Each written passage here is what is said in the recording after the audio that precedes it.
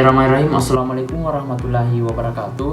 Perkenalkan, nama saya Andi Baso Bintang dengan NIM H1A12403. Saya dari Fakultas Hukum Prodi Hukum Bisnis. Dosen pengampu yaitu Bapak Musawir SHMH dengan mata kuliah Sosiologi Hukum.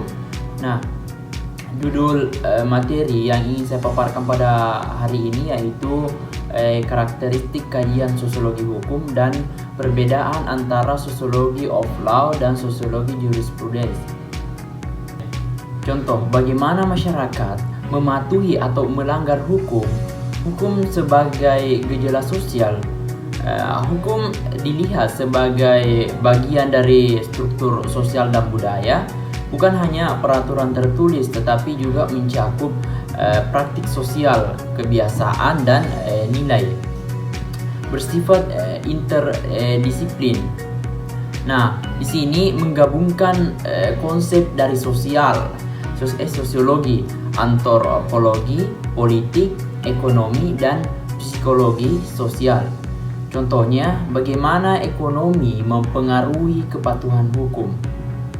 Tidak cukup hanya melihat apakah suatu aturan ada, tetapi apakah aturan itu diterapkan dan ditaati. Nah, menyoroti konflik sosial, sosiologi hukum tertarik pada peran hukum dalam menangani konflik dan menjaga ketertiban sosial.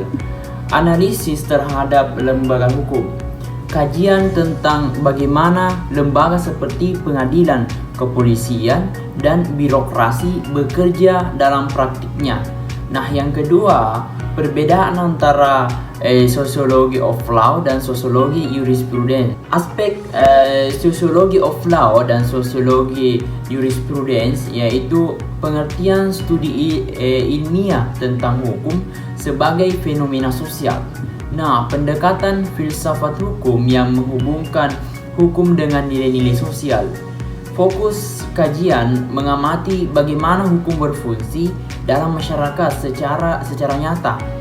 Menganalisis bagaimana hukum seharusnya dikembangkan agar sesuai dengan keadilan sosial.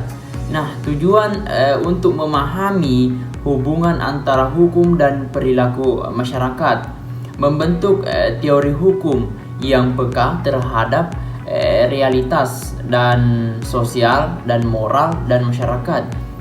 Nah, pendekatan empiris dan deskripsi berbasis data dan sosial. Normatif dan